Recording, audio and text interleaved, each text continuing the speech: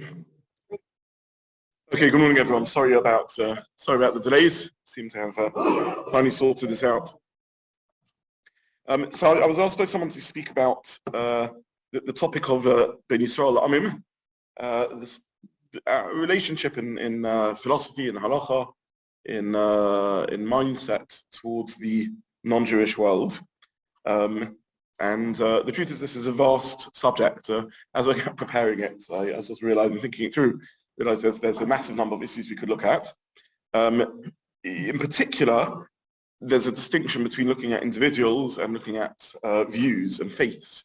So when we talk about the relationship between Jew and non-Jew, we can be looking at the relationship on an individual or personal level, and then we could also be looking at the systems. What is the Jewish approach to other faiths, other belief systems, and what is the Jewish approach to other individuals? So we'll use the time available to try and look as much as possible at all of this. It's a vast subject. I'll tell you actually as an aside, an interesting point. Our scholar in residence over Shavuos, Rav Gideon Rothstein, one of the things he was very interested in, and I think he spoke about it a few times when he spoke here, he's quite interested in looking at what's at the core of Judaism. So I think he spoke once about mitzvahs timidios, the permanent mitzvahs, the 6 core beliefs that are meant to mold us into the people we are, and various other such matters. And one of the research projects he did was to try and look at what are the main topics of She'elot Teshuvot. So if you want to know what keeps Jews busy and what interests Jews from a halachic perspective, if you can go through all the Shilos and Shuvas, She'elot Teshuvot, the Shuvas forum over the generations, perhaps certain themes will emerge that are sort of commonalities of where are the intersections between halacha and other things, and then how people interact with them. And one of the most, so he basically went through, without going into details of this project, he went through many hundreds of teshuvos chosen at random and tried to draw out themes and commonalities between them. And one of the interesting features that's emerged is that one of the most common topics of teshuvos is actually around the issue of halachas, between the interaction between Jew and non-Jew. And I guess this isn't surprising, because for at least 2,000 years we've been living as minorities in other lands. The truth is, it's a lot longer than that, because even before the destruction of the Second Temple, during the period of the Second Beis Hamikdash, the largest Jewish population was not living in Eretz Israel, but was living in Bavel and interacting with the non-Jewish communities there as a minority. And even within Eretz Israel, even within the lands of Israel, there was always a significant non-Jewish minority in the Second Temple era. There were the Persians, and then the Greeks, and then later the Romans, and so on. So how we are as a minority meant to interact with the world around us is clearly important. And a very significant part, if not the most significant part of the world around us, is our fellow human beings, wonderful human beings who we interact with and engage with, and therefore understanding how halacha deals with that. It's not surprising that this is a common theme that emerges in She'elot Teshuvot. So when I first read this, I was a little surprised. That's interesting that that's one of the big topics that emerges. Actually, when you think about it, it makes a lot of sense. This is one of the areas that occupy and preoccupy the Jewish mind.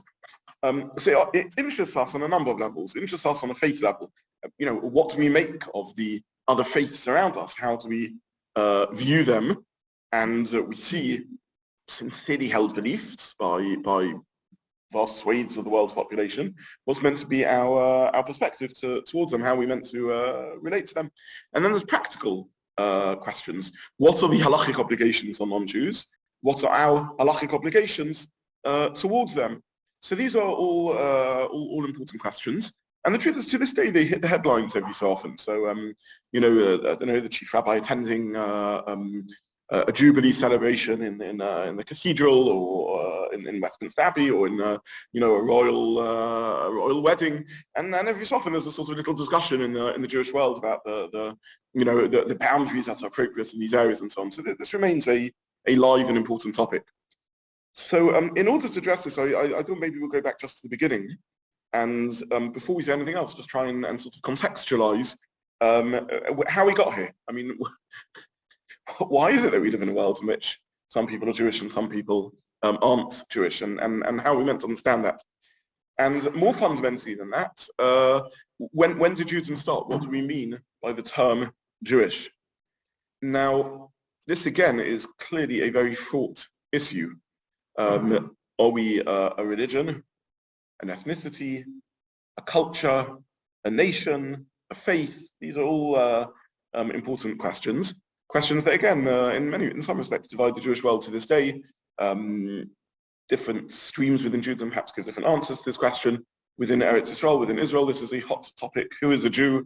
Who has ownership over the title of being a Jew? What does it mean to be a Jew? And there aren't simple answers. Really, there are not simple answers. I mean, one can give a halachic answer clearly to the question. Halacha gives a very clear definition of who halachically is a Jew. There may be certain rare cases where it's unclear or difficult to determine, but in principle, it gives a sort of clear answer to that question. But even then, that maybe resolves the mathematical question of who is a Jew in halacha. It doesn't really answer to us what is a Jew. What do we mean when we say someone is a Jew? And what does it mean when you have someone who engages very seriously perhaps with halacha, but it turns out they're not halachically Jewish, or someone who doesn't engage with halacha at all, maybe doesn't in any way define themselves as Jewish, and yet is halachically Jewish. And even within the halachic system, clearly there's a difference between someone who is non-halachically observant but still identifies very strongly with the Jewish community and someone who doesn't. So there's still, even within halacha itself, there's still boundaries that need to be worked out. A meshumad, what's the halachic status of someone who chooses to convert to another faith? An apikoros, a kofa, a heretic, a mumma, someone who disregards religious practice completely. What's their halachic status? So even within the halachic system, we still need to understand exactly what the role of halachic practice is with determining the status of individuals. So there's a lot of complexity around the subject. It's also a sensitive subject. I'm aware that I'm not just speaking to everyone here, I'm also speaking to people online, and this is a recording. I recognize it's a sensitive subject, exactly how to relate to this.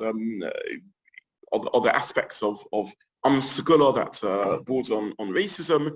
Again, lots of interesting things to think about around here. So what I want to do is just try and go back really to the dawn of history and look a little bit at the status of the others.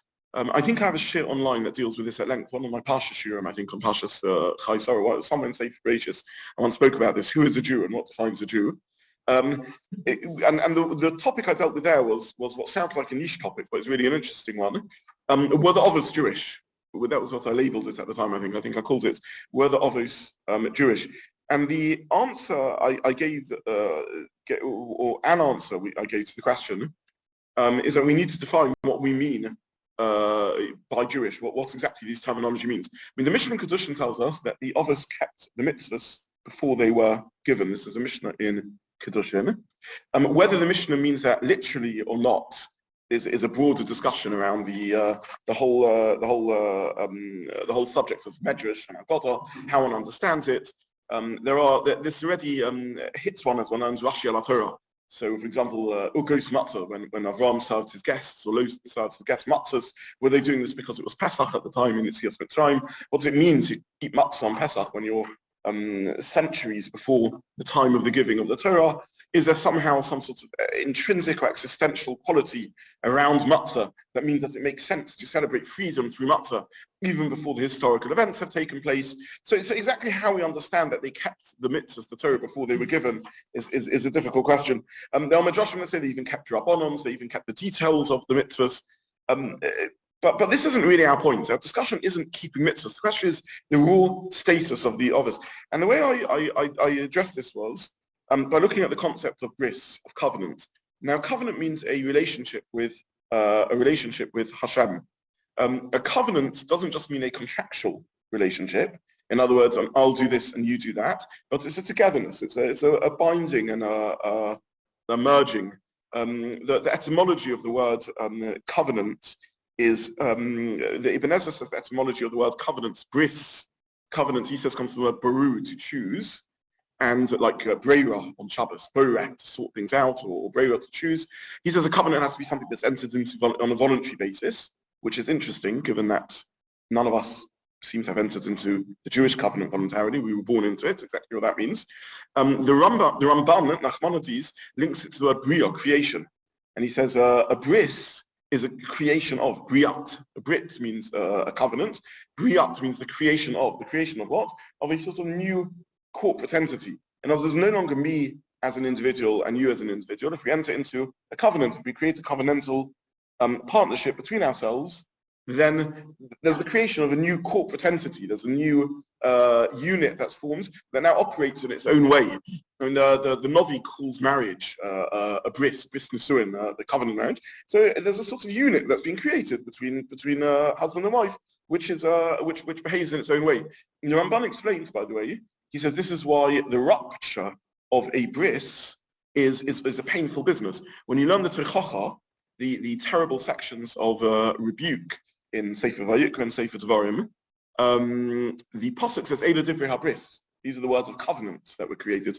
So Terichacha, rebuke and suffering is part of the covenant, because when you unravel a bris, there's a rupture of personality, yourself. If you have a contractual business partnership, it may be complicated to unravel it, but it can be sorted out because we each got things that we agree to do, and if you work through the complexity of the relationship and you unravel it. When you've got a bris, there's always a degree of pain in place when it's unraveled, because there's a destruction of something that was created. There was a new unit that was formed, and there's something that's been separated in a rupture. When a bris is ruptured, a bris isn't there's you and me. In a contract, we remain two separate individuals, because there's you and me. It just happens to be that it makes sense. A contract is transactional. It's still swapping. It's still exchanges. It's just a state of transaction. So when I go into a shop, I do a transaction. I give my £5 note, and they give me the bag of potatoes, whatever it may be. That's an exchange, a transaction. In a contractual relationship, it's just a series of agreed upon or permanent, ongoing transactions. A covenant isn't like this. In a covenant, you're not tracking in that way what each person is doing. You're not even expecting the contribution to be equal. What you're recognizing is there's a commonality between us and a shared goal between us, and we both want to aspire and achieve that goal. Now, this is the concept of bris, of covenant, and maybe it's one that we should speak about more, because the whole Torah is described as a sefer habris. The whole Torah, in a sense, is a covenant between us and Hashem. It's a feature that appears the whole time in the Torah. Again and again and again, you have the concept of bris, yet we don't spend much time talking about it. Maybe we should spend more time talking about the concept of bris. It's right at the core of what Judaism is, because the essence of Judaism is a remarkable claim that we human beings can or do have a covenant with Hashem. We can enter into a covenant with Hashem.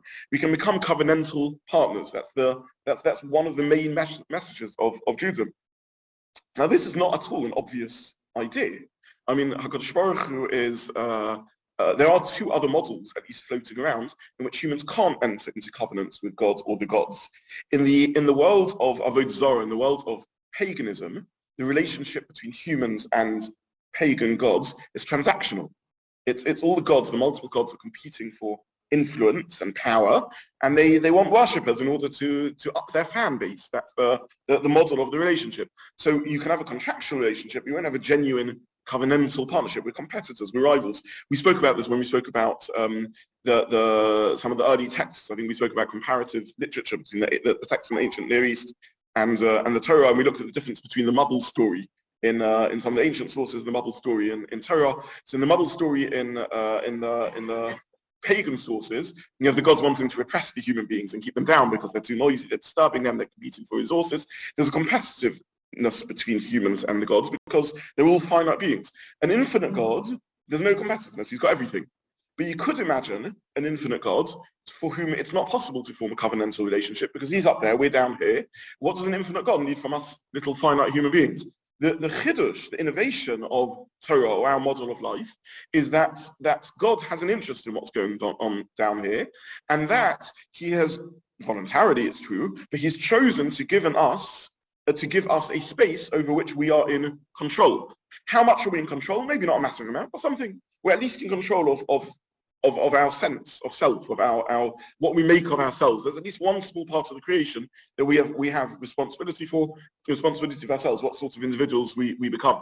So HaKadosh Baruch has chosen to grant human beings the gift of free will, the responsibility of free will. He's chosen to give us a space within which we can operate, which means on some level we can be partners, and we are expected to be genuine partners, to be b'nei beris, covenantal partners, b'nei berit, to enter into a covenantal partnership with Hashem. There's something that we can achieve together that we couldn't achieve alone, that neither of us could achieve alone. a remarkable idea. We couldn't achieve it alone without God, I understand that.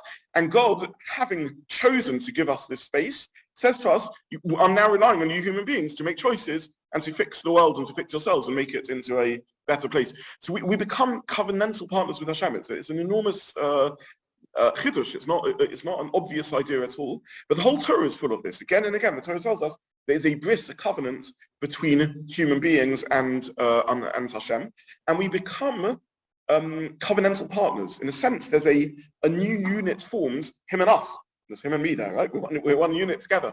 This is the metaphor that's used in Nach again and again to describe our relationship as a relationship of marriage. Now, a relationship of marriage doesn't mean that everyone is doing the same thing. There may be divisions of labor and other such matters, but there's a genuine partnership that's there. We use a number of metaphors for our relationship with Hashem. There's a metaphor of slavery, there's a metaphor of citizenship and malchus, there's a metaphor of child and parent, but one of the metaphors used is that of a partnership. A covenant, by the way, again, I want to emphasize, doesn't mean an equal partnership. We discussed, I think, also when we spoke about Devarim, when we were looking at the ancient Near East and other literature, about the treaties that were formed between different nations, and sometimes they used to. It was a bris of sorts. There were covenantal relationships created between different nations. It doesn't mean that there's a partnership of equals. Obviously, in our relationship with Hashem, we're not claiming that there's a partnership of equals, but there is a partnership. There's a genuine covenantal relationship that we have with Hashem, in which we can work together as a team. But in the language of the Zohar, right? As one team. There's a tzevet, there's a team. The word mitzvah, according to the word mitzvah, the etymology of the word mitzvah, might be sivoy, command, instruction, and it might also be linked to the tzav, to tzevet, to teamwork. And mitzvah may be teamwork, a togetherness, a shared project that we're achieving and building. So we're one team with Hashem. This is the idea of a covenantal partnership. Now, what I now just want to lay out is that there's a series of ongoing covenantal relationships built up between humans and Hashem. And at some point, this binding, this togetherness that's achieved through the covenant becomes enough to qualify as this unique relationship, which is what we mean by calling ourselves Jews. And that's what I'm saying is, when we call ourselves Jews and we say, what is a Jew? If you just give an answer of the child of a Jewish mother, that is halachically correct. Of course it's halachically correct. So one could think that as halachists, we sort of don't have to engage in the question of who is a Jew, in the same way as maybe those who are happy to take a broader definition of such matters. I'm arguing that if you answer the question as the child of a Jewish mother, of course you're giving a correct halachic answer, but one's missing a greater depth, because there's a way of ducking or avoiding the question. But still, what do I mean? What do I mean when I say I'm a Jew? What is that state of being? What do we really mean? And the answer to that question is, we mean we are a certain type of covenantal partner with HaKadosh Baruch Hu. We have entered into a certain sort of bris, a certain sort of covenant with Hashem. So let's go through the covenants that exist between human beings and HaKadosh Baruch Hu. So the first explicit covenant we find mentioned is the bris, the covenant that Hashem made with Noach. Right? When did he make this bris? After the Mabul, after the flood experience, when he promised never to destroy humanity again, on a whole scale, never to bring another Mabul again, on a holistic scale, on a holistic level. Now, this is along with this covenant goes certain expectations on human beings, which are what we call the Shav Mitzvahs b'nei Noach. That's where they're given there in those Pesukim over there. The truth is, the Medrash at least argues that there is an earlier covenant that exists between humans and HaKadosh Baruch Hu, because the Medrash says that Adam Harishon was nolad mohel, was born circumcised. Now, what the Medrash is trying to say, at least one way of understanding this Medrash, is that Adam Harishon was born into a covenant with HaKadosh Baruch Hu, was born into a bris with Hashem. How was he born into a bris with Hashem? There's no explicit pasuk that says there was a bris, a covenant between Adam and Noach. So the Medrash at least is arguing that that's the definition of being a created being. You are born or created into covenant. All covenants are a pale copy of Bria, of creation. But creation itself is the ultimate covenant. So a human being born into Adam Rishon, created by Hashem, is born into covenant. The essence of what it means to be created as a person is that I'm giving you your space within which to operate, and you now have this responsibility to do it. So maybe midrashically there's a covenant already with Adam Rishon. There's a Gemara that suggests that Adam Rishon was already commanded, at least in some of the Sheva Mitzvahs b'nei Noach, even though we refer to the 7 Noachide commandments as Noachide, as from Noach, but nonetheless, Adam Rishon already had a covenantal relationship. Be that as it may, at least from Noach on, all humans have a degree of covenantal relationship with Hashem. That means there's an expectation on all humans for certain standards of behavior, and in turn, Hashem will interact in a certain way with them, and all humans have a genuine and meaningful partnership or bris with Hashem of a certain standard of behavior. I think maybe as devil's advocate, one could say that fine, a bris is an active agreement between two people who are there and who make this agreement. Yes. When you're born into something, you have not taken on, you will not be active participant of it, so maybe it hasn't got the same, one could assume you haven't got the same responsibility. So this is an excellent question. The way we answer this question, you can answer it in a number of ways. You can give a mystical answer, which is we talk about all the souls being at Har Sinai and entering into the covenant. But on a halachic or sort of philosophical level, one possible answer to this question is that a bris can be made between a corporate identity and HaKadosh Baruch Hu, meaning to say that let's say we talk about the Jewish covenant with Hashem. So we weren't all at Sinai. So what does it mean that we're born into covenant? What does it mean that we're born as Jews? The answer is that Klal Yisrael, the corporate identity, the unit called the Jewish people, entered into a covenant with Hashem, and to the degree that we are part of that unit, we are covenantal partners with Hashem. This is an area, by the way, that we accept in many other domains in life. We understand that there's a national identity, that there can be a national, if a nation enters into a treaty with another nation, and 200 years on, or several months on in the case of Brexit Accords, the nation wishes to repudiate its treaty.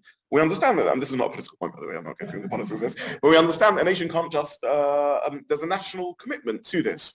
Now, what happens if there's no one alive who entered into the original deal? It's 150 years on. So who exactly are you coming to complain to? Every citizen of the country can say, I never entered into the deal, I wasn't even born at the time. The answer is we understand there's a corporate entering into this. So to the degree that we accept there's something called Yisrael, that there's a corporate identity there, it could be this is the covenantal partnership into it. But again, leaving aside important questions that are there to be asked about the nature of how this covenant works, the fact is the Torah tells us that HaKadosh Baruch Hu has a covenantal relationship with all human beings, dating back at least to Noach, and according to the Medrash, perhaps to the very birth of humanity as a whole. Indeed, Tzelem Elokim. This is what I mean by the covenant, the Medrashic covenant between Adam and Hashem. Adam is born into covenant because he's not just created as a piece of biomass, as a biological animal. He's created as a spiritual being who has the potential to be a little god. I don't mean that in a pagan sense, but that's what we mean when we say all of us have the possibility of being godlike, of being godly, of we all the gift Hashem has given us. It may be, I think we've spoken about this before, and it could be the topic for another show. What do we mean when we say Tzelem Elokim? What do we mean when we say we can be godly? We can be spiritual. But on one level, what we mean by godly is that Hashem has given us ownership of at least some small part of the world, ourselves, and we are the little gods of that area, of that little part of ourselves. We can choose what to do with it. We can choose to chas v'shalom destroy it or build it. So I think you're absolutely right. We are created for Tzelem Elokim. We are created with a godly dimension, and that means that we are genuinely partners and co-workers with Hashem in allowing His presence into the world.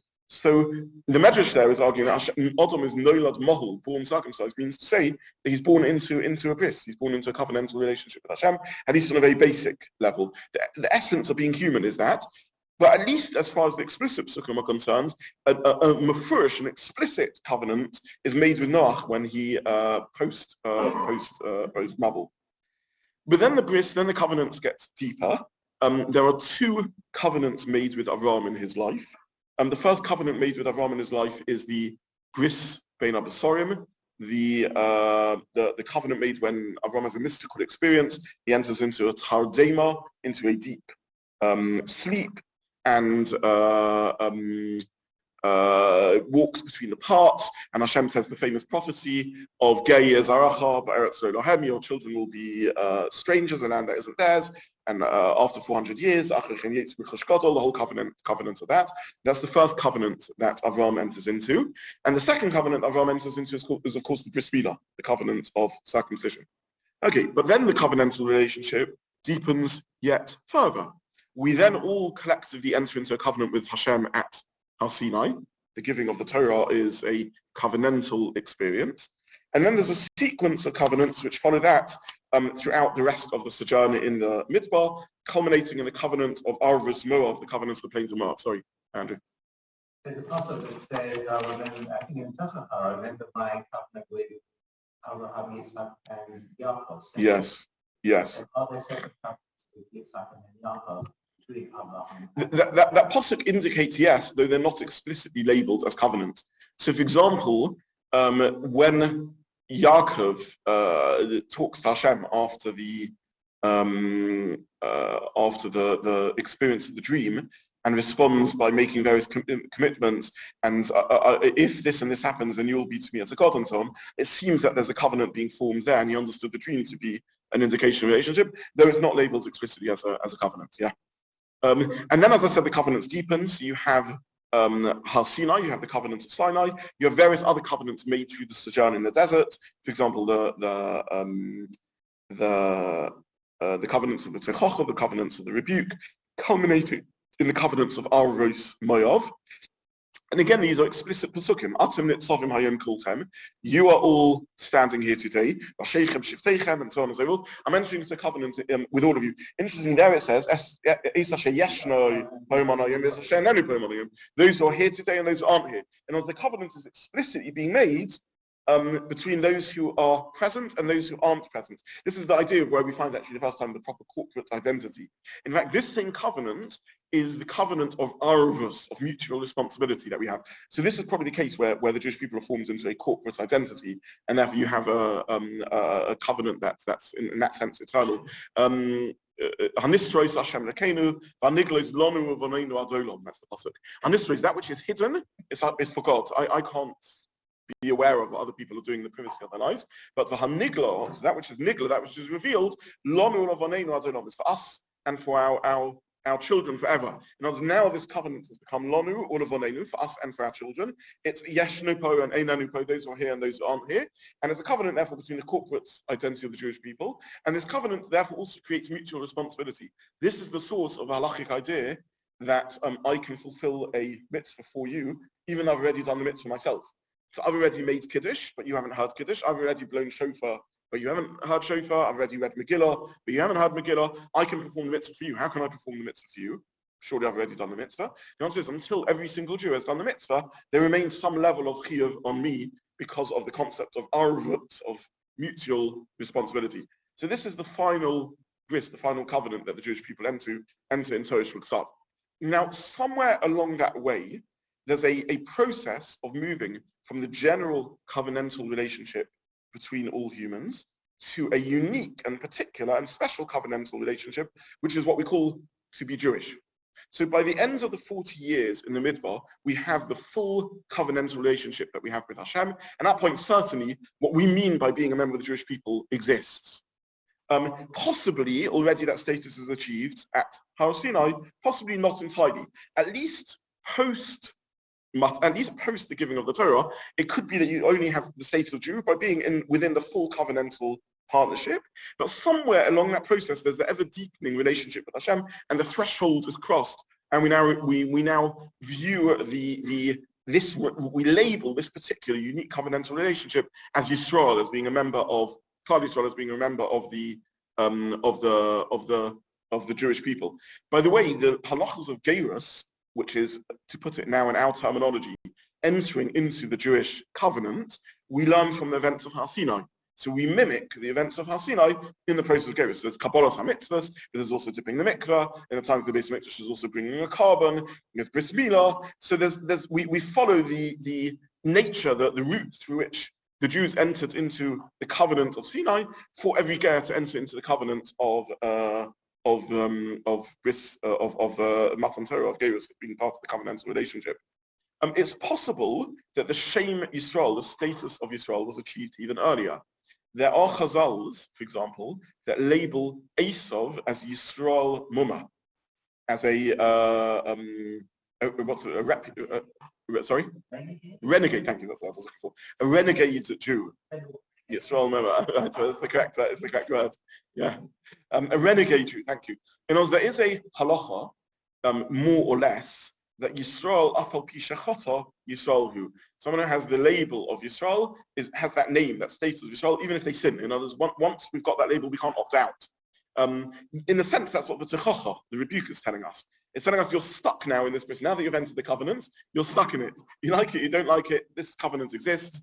By hook or by crook, God is going to ensure we remain His covenantal partners. There is a medrash that labels Esav as Yisrael Muma, as a renegade Jew. In other words, because he's the son of Yitzchak, he is Yisrael, whether he likes it or not. Now again, with Midrashim, one has to know exactly how to understand them. It's also a little bit historically anachronistic, because Yaakov is the one who's technically given the name Yisrael. But what the Midrash seems to be saying is that Esav is a degree, whether he likes it or not, is part of in some particular way, part of the bris, part of the covenantal partnership that the Ovos and Emos entered into with the Ovos, with Hashem. The Ramban, by the way, sorry. Different with Ishmael, yes, yeah.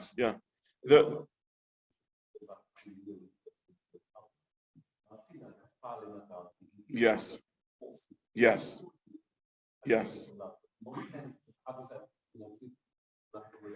So I'm going to put that on hold simply because it's a very important, but its own technical topic. But in very brief, there is clearly a degree of voluntary entering into that, even there, because if otherwise it's meaningless. And yet somehow upon entering into it, the message being given to them is this is something compulsory, this is something essential to your core. And already on that Gemara there, the Gemara you're quoting about, this idea of the mountain being suspended over them and somehow being forced.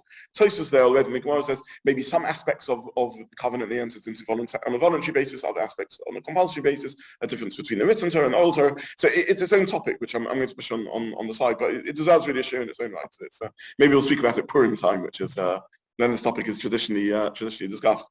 Okay, so this is the covenantal relationship, which to summarize what we're saying, all humans have a covenantal relationship with Hashem.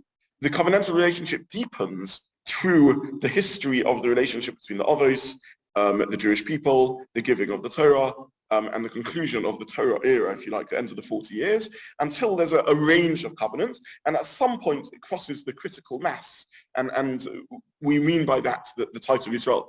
I mean, post the end of the 40 years, it's clear that you can't be in part of the covenant and not other parts of the covenant. To be a Jew means to be part of all the covenants. But whether the status of Israel was achieved earlier, possibly yes. There is sorry. Millions of Jews living before Sinai, Halacha speaking, i.e. the holiness of Yaakov will be treated as Jewish for that purpose. I'm just wondering why it's not Sinai that become Jews, why it's not Once the fullness of the Torah has been given, and the Torah is what defines the covenantal partnership, the Torah is a Sefer Bris, it is clear that all the covenants of the Torah are what are necessary, at least now, what we mean now by the title Israel. So to be Israel now means a full covenantal partnership. Someone can't say, you know what, I want to opt into, even a ger can't say, I want to opt into the covenants of Sinai, but I don't want the covenant of Aras Moav, for example. I don't want a later covenant. The full covenantal partnership is the package deal. That doesn't mean to say that the reverse is true. It doesn't mean to say that as the covenant developed, people didn't have the halachic status of Jews even previous to that. Now, to some level, this gets a little bit caught up in semantics about exactly what we mean by the terms. And there is a Ramban, Nachmanides is a Ramban, who discusses this issue a little bit about what we mean by Israel. And he says that once Avram entered into the bris, the covenant, he already had this status of Ishmael, because as soon as there is a unique covenant with an individual, differing to the covenant that's general with the whole of humanity, that's already in essence what we mean by Yisrael. I mentioned the word covenant, bris means to choose. It could be on some level, the choice isn't the idea of free will, that both partners have to enter into freely, but a covenant has to involve choice. If you love all people equally, you don't love anyone. You know, like a bris nisuin, the partnership in marriage means to some degree some choice, some selectivity. It could be the nature of the covenant of Yisrael has to have a selectivity to it. So Ramban says that as soon as Avram enters into a covenant with Hashem, at least a covenant that will be ongoing, that when it may be part of the definition of what we mean by Yisrael, isn't an individual with a covenantal relationship with Hashem, but a corporate identity. And once Avram enters into his covenant, and the covenant, say, is with Avram and his children, then that's already this sort of corporate identity relationship, which is already enough to have the Shem Yisrael. The problem with the Ramban is that, at least the way we have the text in front of us, he doesn't say which of the two covenants of Avram he's referring to, whether it's the covenant of the Bris Ben Amsorim or the covenant of Bris Milah. But be that as it may, Avram begins entering into unique covenantal relationships with Hashem, covenants which don't just include him, but also include his descendants, his children. And at some point, this depth of covenantal relationship becomes a bris, a covenant with Hashem, becomes a defining feature of what we mean by Jews. But nonetheless, all members of all humans have a bris, have a covenant with Hashem, albeit not the heightened and unique covenant, which is what we mean when we talk about someone being Klal Yisrael. So in answer to our question of what is a Jew, or who is a Jew, beyond the halachic answer, the technicalities of working out, who is part of this covenant, what we really mean is we have a covenant relationship with Hashem. We may try to reject that covenant, we may not be interested in it, we may not be keeping Torah mitzvahs at all, but the covenant is there by hook or by crook. And sometimes the covenant will therefore take unpleasant terms, the tochacha, because the attempt to rupture a covenant by definition is an unpleasant experience. But this is the nature of what we mean by a connection. This is the nature of what we mean by the title Yisrael. So this is stage one of our discussion. Who is what is our relationship in Yisrael Amim, the relationship we have with non-Jews? I'll use the remaining few minutes, because I'm going to have to stop soon, just to say a number of other points. Chelek in Olam Haba, spiritual identity, Selem Elokim, Neshama, soul, all these terms, are these unique to Jewish people? And the answer is definitely not. But we find the pasuk tells us explicitly that Adam Rishon is created with Selem Elokim, all humans. Chavu Adam Shenivra Selem, says the Mishnah and others, precious as human beings who are created with Selem Elokim. There's an extra degree of love that we Jews have been taught to relate to our Selem Elokim. We've given the Torah as a system to help us develop our Selem Elokim. But the concept of Selem Elokim is something that's universal to humanity. I think we've discussed before in this forum, maybe we haven't though, there may be a difference between the nature of the Sheva mitzvahs b'nei Noach and the Taryag mitzvahs, the 630 mitzvahs we have. First of all, the label Sheva mitzvahs b'nei Noach, if you do the count, this really means there's 7 categories of mitzvahs. If you add up all the commandments that would be included in them, by our count it would be 150 or so mitzvahs. So, for example, one of the Sheva mitzvahs in Enoch is aroyos, the prohibition on incest and forbidden relations. Now, if you do the count in the Taryag mitzvahs, this is many, many mitzvahs of the 630 mitzvahs. Adultery, marrying a sibling, marrying a parent, marrying a child, marrying an aunt. There's a whole range of incestuous mitzvahs, which are listed all as separate mitzvahs. But under the Sheva mitzvahs in Enoch, they're given one category. Avodah Zarah, the prohibition of Avodah Zarah, idol worship. Again, if you look in the Torah, there's several mitzvahs that's included in that. There's some debate about how far this goes with non-Jews. But for example, the Torah says, we'll come to this later, don't swear in the name of a false god. Maybe that does, and maybe that doesn't apply to non-Jews when they're forbidden on Avodah Zarah. Avodah Zarah, what is foreign worship, idol worship? Bowing down, bringing sacrifices, and so on. These are all listed as separate mitzvahs in the Torah. One of the Sheva mitzvahs in Enoch is dinim. Dinim means a system of justice. Now there is a debate between different Rishonim whether this means to say that the non-Jewish world should accept, broadly speaking, our system of justice, in other words, the whole of Mishpatim and Shoftim and the like, or just means set up a system of justice. A part of the obligation on all human beings is you should have a justice system. Now, however exactly you define the obligation of a justice system, in the Torah, there's maybe 100 laws that are connected to justice. There's standards of evidence and laws of theft and responsibilities of to other people's property. There's a whole, I don't know, maybe a sixth of the Torah deals with the rules of justice, of interpersonal relationships to ensure a just society. All that is only listed as one of the 7 Noahide commandments. So the expectations of mitzvahs on B'nai Noach, on the Noahide world, is pretty significant. That's point number 1. Point number 2 is what it doesn't seem to include is any expectation of transcendence. In other words, it demands a basic level of morality, but it doesn't include transcendence. It doesn't include rising above oneself. So it means don't be sexually immoral, unjust, don't steal. Look, by the way, that's again one of the Shem mitzvahs enough not to engage in theft, to set up a system of justice. It seems to be functional in allowing life to function, as opposed to anything further than that. It's interesting, for example. And this remains a little bit of a question. Amongst the Sheva mitzvahs b'nai Noach, there isn't a mitzvah to relate to Hashem. There's no mitzvah to believe even in Hashem, perhaps. It doesn't explicitly say that. It says don't worship idols. It doesn't sort of explicitly say what the counter to that is. So it may be the Sheva mitzvahs b'nai Noach don't demand transcendence. They just demand functionality.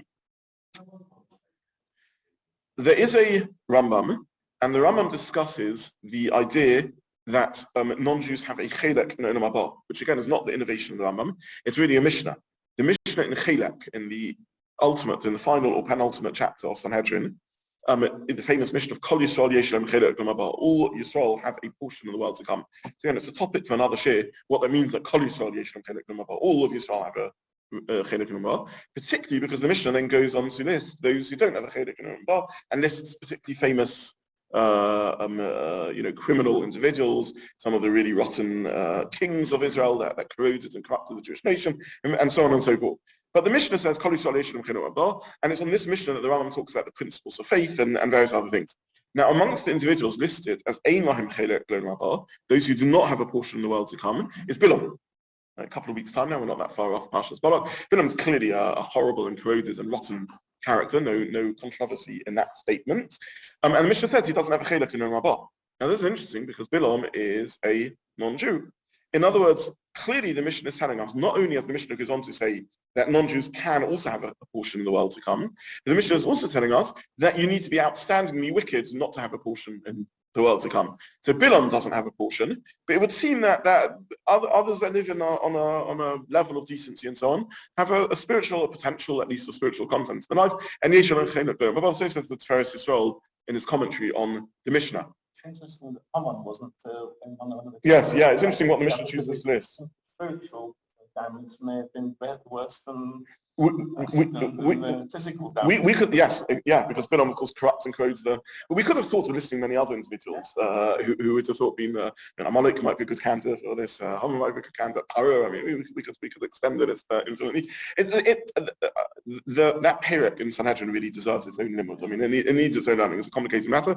I'm just simply, if I'm running through sources very briefly, just mentioning that Mishnah is an important Maramakim, along with the Tiferes Yisrael, the commentary of the Tiferes Yisrael. He says if Bilam doesn't have a portion, it seems to imply that if you're mediocre, you do get a portion. The Rambam, a famous Rambam on the Mishnah, on that Mishnah, it's based on the Mishnah, but he writes it in his halachic work, in his Mishnah Torah, in his classic halachic work, when he talks around and about these issues, says that someone who keeps the Sheva mitzvahs b'nai Noach, because they were instructed to humanity on Har Sinai, because the Rambam believes that the source of instruction on non-Jews ultimately to keep the Sheva mitzvahs of Noach is from the authority of the giving of the Torah at Sinai, even though they're already given to Noach, but they are the final iteration of instruction to humanity is to Har Sinai, such as the Rambam's view. Such a non-Jew has a portion in the world to come. And then the Rambam says that a non-Jew who keeps the Sheva mitzvahs of Noach, not knowing that they come from Sinai, in the version that we have it, he says, he is not from Chasideha v'lo michachomea. He's not from the wise ones, nor from the pious ones. In other words, does not have the status of Chasidei Umas Olam, the pious or the righteous of the non-Jewish world. There's an alternate text in the Rambam, which the Rambam says, Lo michasideh, elo michachomea. So if you change one letter, an aleph to a vav, and the Geza changes, it could be lo mechasadeh and lo mechachameh, not from Chasidim and not from Chachamim, or lo mechasadeh elo mechachameh, but from the Chachamim. Now, I'm simply mentioning that just to say that this remains a very difficult and complicated Rambam. Why the Rambam is of the view that keeping the Sheva Mitzvahs in Tanakh is only significant if it links back to Sinai. Very, very difficult, particularly in light of the view of the Rambam, in which he has a very favourable impression of the great philosophers who are Chachamim and arrive at truths through their own reason. So, be that as it may, part of what the Rambam seems to be saying is just keeping the Sheva Mitzvahs by themselves isn't enough, unless there's an element of transcendence there, some form of connection with Hashem. I think we discussed this also in the context of fairness or unfairness when we discussed the Mongolian goat herd scenario. Do you remember how the world is a fair or unfair place? But again, that's beyond the scope of this discussion. But just to summarize, what do we mean by a Jew? Someone who is a covenantal partner with Hashem to some degree or other, at some stage or some point. That's number one. And number two, our discussion here, the first and most basic thing that needs to be said if we're talking about Yisrael and Amim is that Jew and non-Jew, we are B'Tselem and Akim, created in the image of Hashem. We have neshamas, we have souls, and the possibility of transcendence and a portion in the world to come. We'll stop here for today, and next week we'll try and look in more detail around this topic. It's very topic.